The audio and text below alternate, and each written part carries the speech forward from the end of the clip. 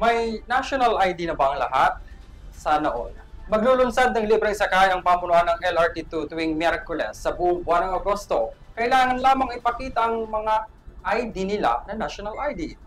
Magandang balita para sa mga mananakay ng tren dahil magkakaroon ng libreng sakay tuwing Miyerkules sa buong buwan ng Agosto ang Light Rail Transit Authority o LRT2.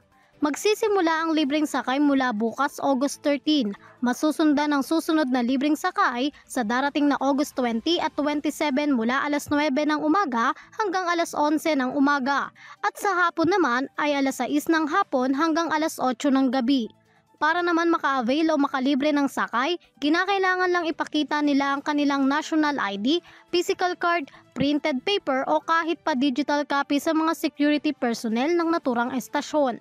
Alinsunod ito sa inisyatiba ni Pangulong Ferdinand R. Marcos Jr. upang isulong at mapalawak ang paggamit ng national ID sa buong bansa bilang pangunahing pagkakakilanlan upang mapabilis din ang pag-access sa mga serbisyong pampubliko. Matatandaan na una nang nag-anunsyo ang MRT3 ng libreng sakay sa kanilang mga tren. Para sa EuroTV News, Graciela Corazon sumasaludo sa bawat Pilipino.